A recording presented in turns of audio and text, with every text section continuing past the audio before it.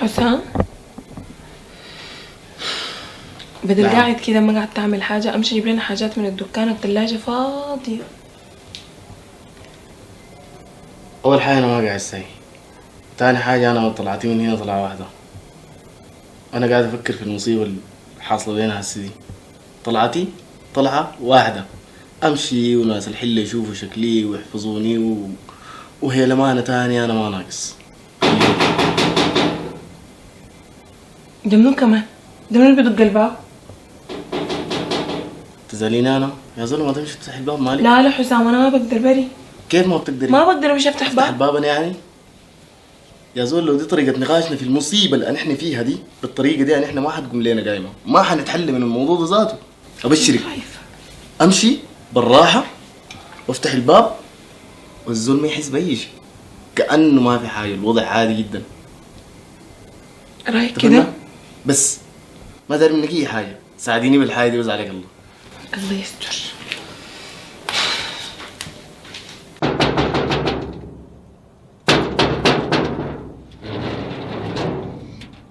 سمية، اهلا يا نسرين.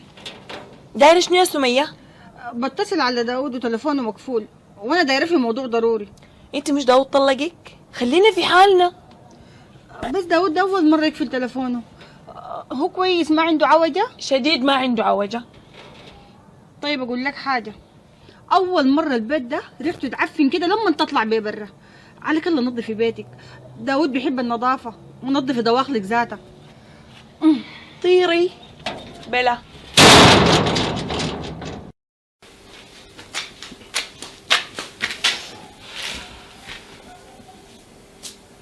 ده من في الباب ده؟ طلقت الفطيسة ده. وما لا عايز شنو؟ قال شنو بتسأل عنه؟ وترتني.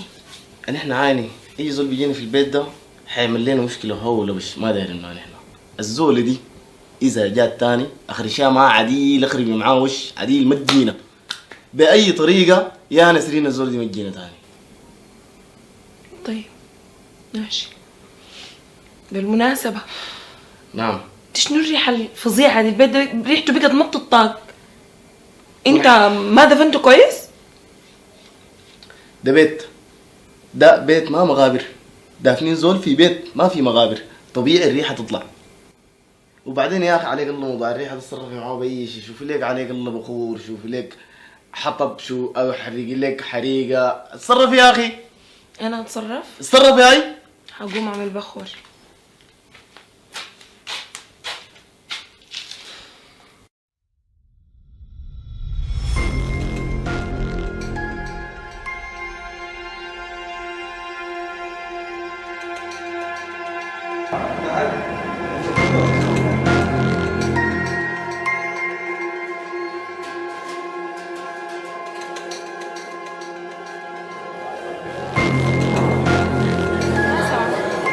رحكينا مش نفطر. نفطر وين لكن؟ نمشي نفطر في الكافتيريا البياعي. في زبط كافتيريا يا أخي. بالجامعة.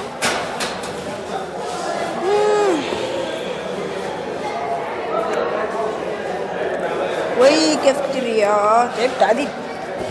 شطتي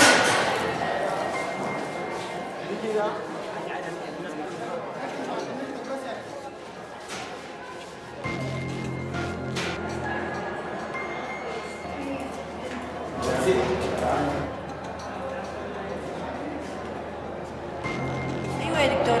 انت جديدة هنا؟ اي جديدة، ليه كم معانا؟ لي اسبوع كده. تعالي لحقاني في المكتب.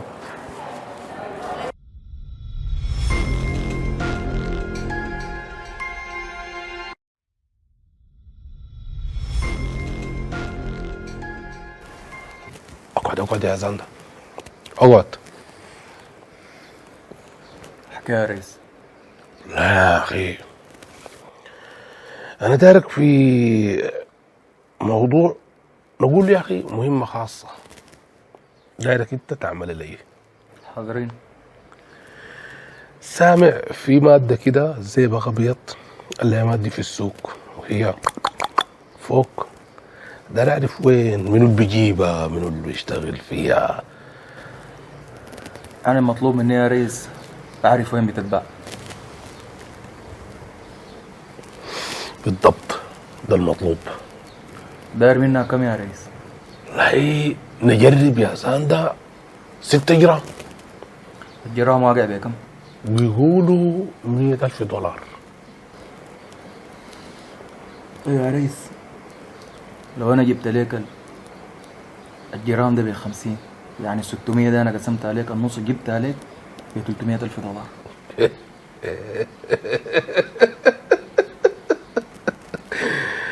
حقك برا $100,000 حقتك. جون يا ريس. جو نيم. امشي. اتفضل. زاندا عايزك تمشي معايا الكوفيه. والله انا ما فاضي مشغول. نعم؟ انا ما فاضي، بعدين انا في الفيلا دي شغال مع الرئيس، وانا هسه مشغول مع الرئيس. سامع يا قريب؟ ايوه فعلا انا اديته شغل وحيمشي يعملوا ليه ويجي راجع. اذا عندك مشوار شوفي واحد من الاولاد اللي يمشي يقضي لك. بس انا عايزه زاندا يمشي معايا عشان حافظ الشوارع. زاندا عنده شغل يا شايف قلة ادب وانا بتكلم معاه ومشى؟ يا سهير كلمتك انا قلت لك زاندا عنده شغل وانا اديته له ويمشي يكمله. عندك مشوار شوف واحد من الاولاد اللي يمشي يقضي لك. مش المشوار ده؟ ايوه خليته. خليه.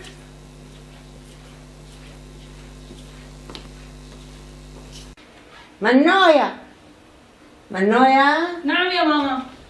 انت يا كوريت لك مرتين وثلاثه حتى تقول لي نعم يا ماما.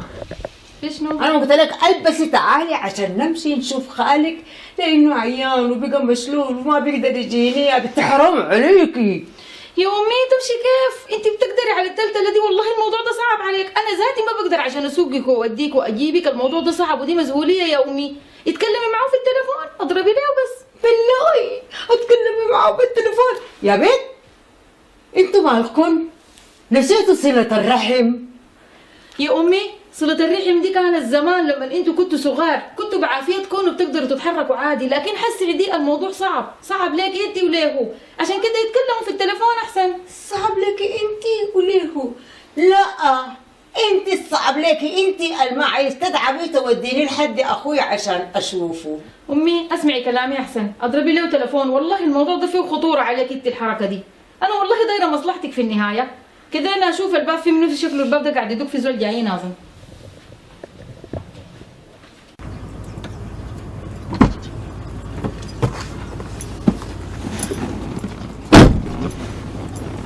زاندا احكي. لو قلت للرئيس خليني اطلع معاك الطلعه دي. حصل. ليه؟ بتعرف ناس بيزوروا $. كلهم ناس اللي واثق فيهم؟ اقول لك ناس اللي يا زاندا. طب يا دام انا لو قلت لك احسب من هنا 5-6 ساعات دخلت لك في جيبك ده $100,000، كيف وكيف؟ جوا شديد. حلو. انا كنت قاعد مع الرئيس قبل شويه، عنده عمليه دارنا ننفذها له. معلم ده داير يشتري لي زئبق ابيض، وداني $300,000، لكن انا حاشتري الزئبق ده ب100 بس. هذا اشتري من سوق 6 ولا شنو يا زاندا؟ لا حاشتري من سوق اللحد. دام بركز معاي. انا لما سالتك من الناس عليك اني سالتك ليه؟ حشيل 300,000 بدك الرئيسة شغالة، حشيل منها 100 واحدة، امشي لناسك نشتري منهم 300 ب100، كويسة معاهم وكويسة معاهم. حشيل 300 الفشنك، نمشي بقى للزول بتاع الزئبق الابيض نشتري منه الكمية الدايرة الرئيس، كده 300,000 الشغالة حقت الرئيس فضل منها كم؟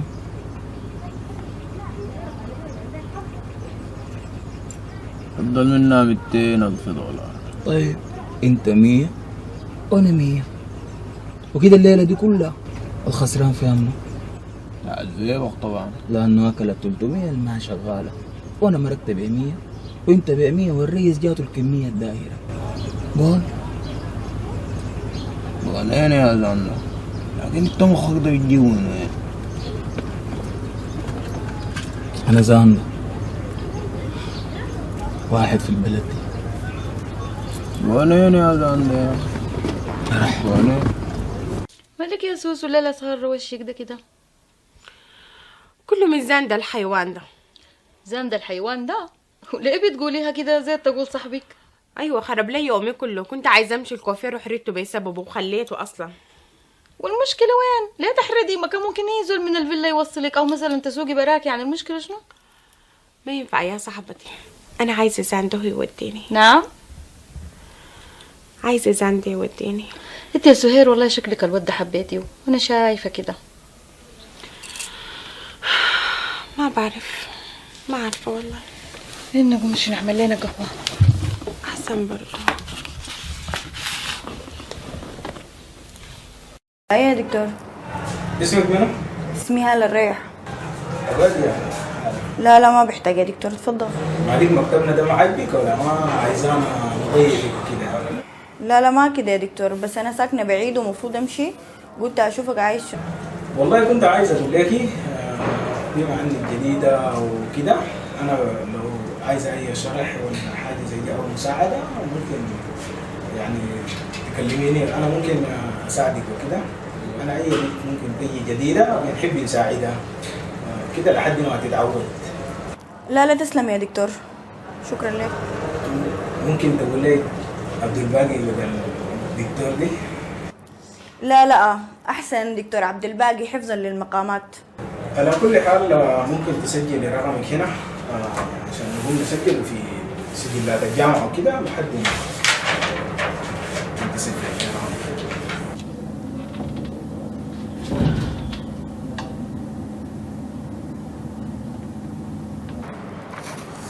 عن اذنك يا دكتور. كويس، شكرا. تواصل معك ان شاء الله. يا خالته انا لي 3 ساعات، زين ده بيجي 200 بالظبط. انا زين ما عارفه له زمن. انت وريني الموضوع شنو وانا بقوله له. المشكله يا خالته الموضوع ده مهم شديد ولازم اقوله لزين في وشه. طيب اديك رقمه؟ اتصلت عليه كتير لكن ما برد لي كله شكله ما قاعد يرد على الارقام الغريبه. طيب يا حلوه انا اقول لك كلام، انت قعدتي كتير والوقت اتاخر ووجودك برا البيت في وقت زي ده ما كويس. انت امشي بيتكم واول ما يجي ويرقد ينوم انا بضرب لك انت تيجي تقعدي. طيب يا خالته عليك الله ضروري جدا تتصلي عليه. كويس. طيب يلا فتك بعافيه يا خالته. يلا مع السلامه.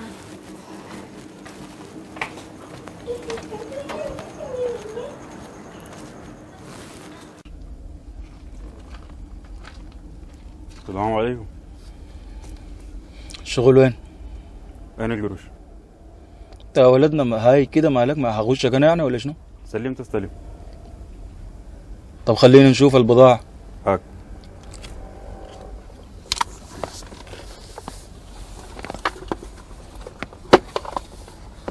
ياهو زيت يا ساندر زيت. متأكد؟ انتهى.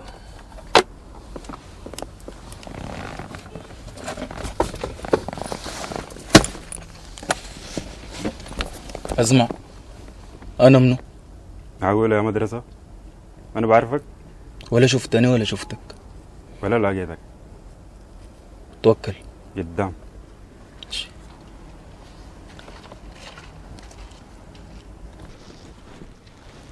الأمان يا ريس.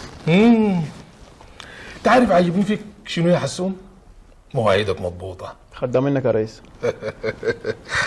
تمشي لي دامبا واديك الباصة بتاعتك. حبيبي يا ريس، تسلم ان شاء الله. ودي باصة غريبة الله. والله يا زان ده مدرسة. تعرف انا لو من زمان بستنكح الرئيس كان اشتريت طيارة عدل. عارفة 100 اللي انت بلحتها دي سيما شنو؟ سيما الدنيا حظوظ وانا حظي جميل. خطأ. سيما انا ركبت السنبك. ما فاهم. افهمك. انا زاند ده ضلي ما بثق فيه. عارف ليه؟ لانه ضلي ده ذاته لما انت مغرب بيمشي بخليني. بالمناسبة يا دامبا انا قاريك وفاهمك وعارف ومتأكد تماما انه انت اقرب فرصة بتلقاها فيني هتقدرني عشان كده أنا مليت يميني. برضو ما فاهم يا زلمة. طب اسمع التسجيل ده.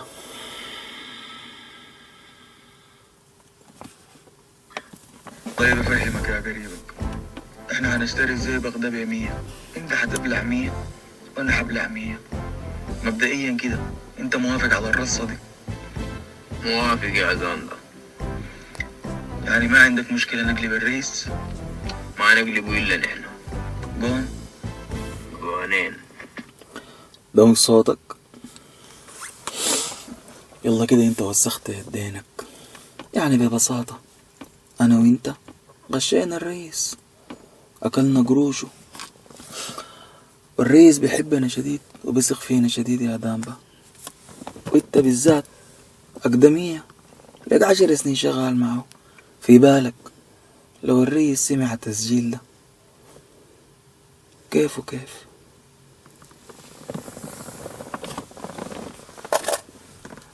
ايوه عشان كده قلت لي دايرك معايا يا خسيس. خسيس؟ مقبولة منك يا دامبتك، لكن أنا كان لازم أمسك عليك زلة، عشان لو يا دامبا فكرت أساي يوم من الأيام إنك تقدرني أكون واثق تماما إنه أنت ما حتقدر، لأنه زاندا بيكلم الرئيس، بيكلمه شديد. زاندا تزول عفن وتاني وخسيس. اديني يا أخ. وخبيث. كلام والله. زول شرذمة.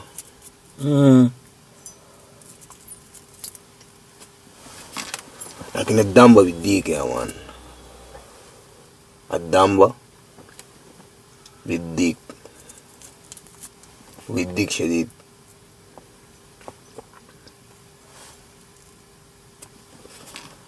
ما الاقيك في صقاق ضيق يا زلمة.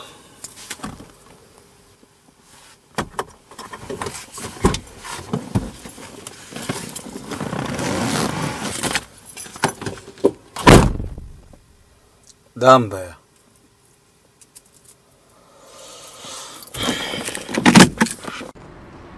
تلعب بينا يا زاندا، تلعب بالدامبا.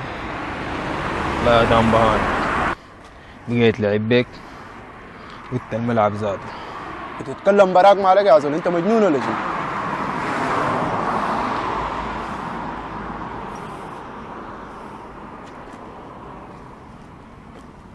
وانت شنو؟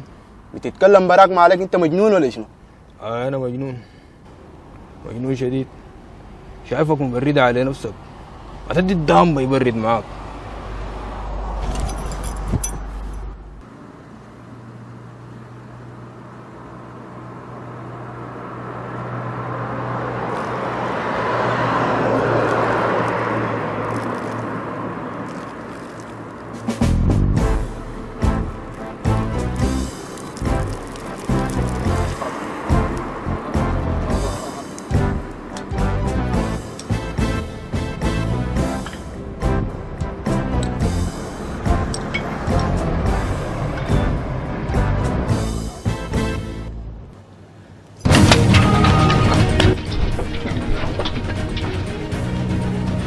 الدامبا مجنون، الدامبا مجنون، الدامبا مجنون، دامبا مجنون، الدامبا جنة، دامبا مجنون،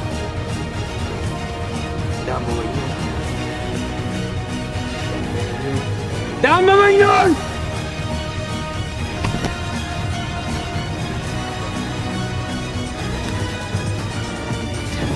مجنون الدامبا. تعرف ثاني اتشغل الدامبا، دامبا اتشغل، دامبا مجنون. تجننت الدامبا زيادة، الدامبا مجنون، مجنون الدامبا، مجنون الدامبا، دامبا مجنون، مجنون الدامبا. هاي تعالوا الدامبا، الدامبا مجنون، هاي مجنون. يزول يجي للدامبا. مجنون الدامبة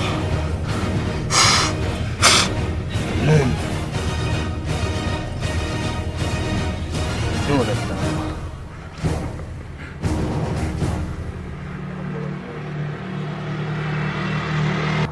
انت يا خالته مشيتي لداود؟ اي مشيت والله، بس ما لقيته.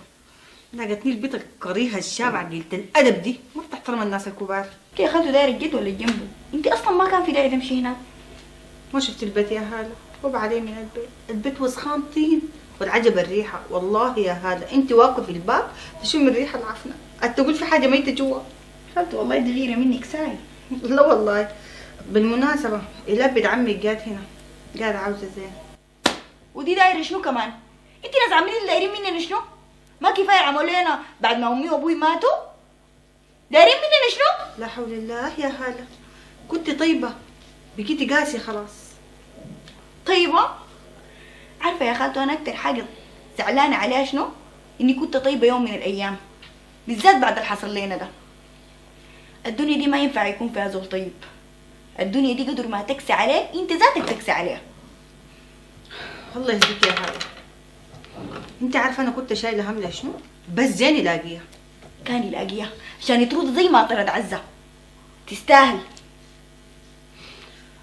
انت هدى الليله ما عندها جلسه؟ هاي صحي والله. الليله موعد جلستها، تمشي معانا؟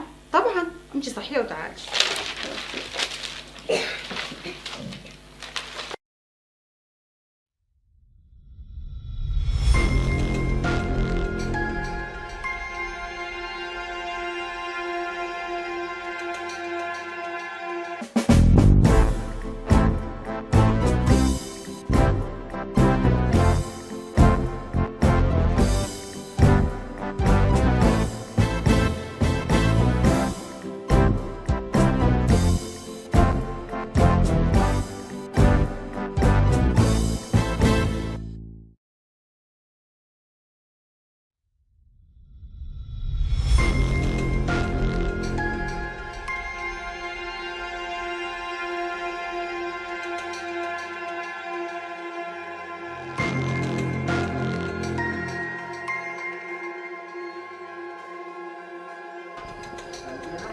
ليه تأخرت علي يا زاندا؟ ما تأخر كان تأخرتها. ليه ما عرفنا أنا ماشية النادي ومواعيدي فاتت بسببك؟ انت ما تخلي اي زول يوديك، ليه الا انا يعني اسوق؟ لا توديني انت لانه سواقي. انا ما السواق بتاعك ولا شغال معك، والمرتين يا استاذ اللي وديتك فيهم النادي دي كانت تعليمات من الرئيس، يعني ببساطة الرئيس كان ما قال لي اوديك انا ما بوديك. انت ليه بتتعامل معي كده؟ انا صاحبك ولا انت صاحبتي ولا احنا بنتعارف عشان اتعامل ولا ما اتعامل؟ انا في الفيلا دي عندي شغل معين شغاله، دي كل العلاقه بيناتنا هنا شغل فقط. طيب ليه الراجل لما جه شاقني دقيته وخدت لي حقي منه؟ خطأ. انا ما دقيته ليك انت ولا اخذت حقك انت، انا دقيته لانه الزول ده قل ادبه على العربيه اللي انا كنت راكب فيها، عشان كده دقيته. بالمناسبه الدرب عشان اخش. اوكي تفضل.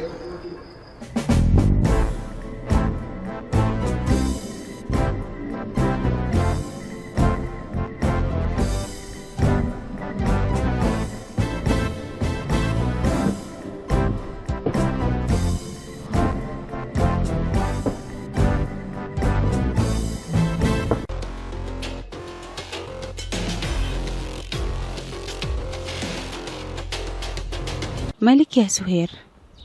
قمت تتصرفي كده ليه؟ الواد ده عاجبك ولا شنو؟ سواك شنو اللي بتشغلي ببالك؟ معقول انت تحبي الهالفوت ده يا سهير؟ لا لا لا مستحيل، لا لا ما في كلام زي ده. لا لا يا سهير، لا لا يمكن عشان الموقف الجميل اللي عمله ده عشان كده، لكن انت ما تسبب انك تركزي معاه يا سهير. طيب في شنو يا سهير؟ يا اخي ما عارفه، يا اخي انا ذاتي مالي في شنو، ما عارفه.